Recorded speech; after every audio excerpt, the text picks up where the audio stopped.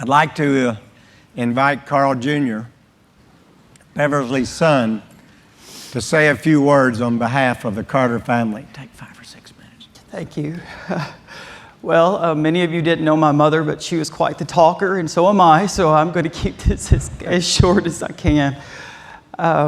Let's get past the hard part first. If you don't know, last September, it was Thursday, September 25th, my mother went to meet a customer and show a property, and from there she was kidnapped with the intent to hold her ransom, and she was ultimately murdered and buried in a shallow grave. And I have a challenge for each of you. I have a challenge for myself, because I've always been that person that's like, well, it could be you, but it really can be you. And I don't ever wish for any of you, for your family members to be standing where I'm standing today. But the challenge is to not let Beverly Carter, to not let my sweet, precious mama be a 1 in a million. Let's learn from her. Let's be prepared. And I'm no expert. I don't have half the experience or the education of the men and women that have stood on this stage before me, but I have, from little old Arkansas, I have 6 takeaways that I'd love to share with you quickly.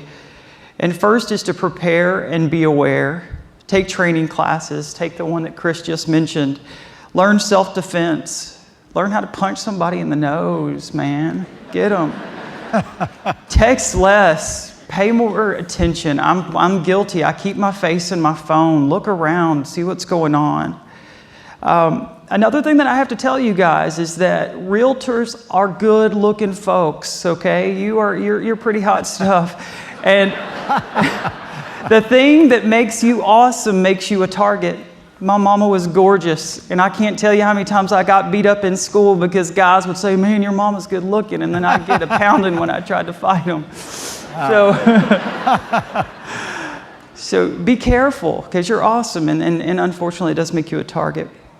Number 2 is to empathize with your customers, and I think that you can all understand, as you tried to fly into DC and you went through all that, the blessing of TSA. And now as we see industry changes, to protect you, no one likes to be treated like a bad guy. And so we have to understand that our customers it's gonna take some adjusting for them. Third is to find and cultivate your happiness. If you get the chance and you're a Facebooker, I would encourage you. I maintain a page called Remember Beverly, and I've recently posted a voicemail that my mom left for me, and I would love for you to hear her voice, because she was the happiest person I know. And you guys work in a tough industry, and how she was able to maintain that happiness is amazing. Fourth is to get life insurance. I'm not telling you that because I sell it. I promise I don't. We almost had a family catastrophe. My mother's life insurance policy had actually lapsed 2 weeks before she was taken from us. And her life insurance agent called up and said, hey, you know what's going on? Did you miss this payment? And so she made a $100 payment, and that meant my dad being able to stay in his home or losing everything. 2 more things.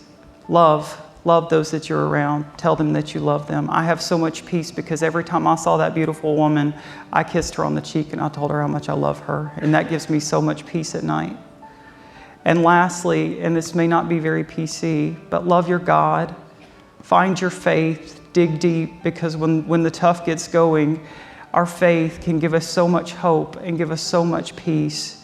And with that being said, the last thing that I will say, and this is really from my entire family, is that we pray for your prosperity, we pray for your health, we pray for your safety. Thank you.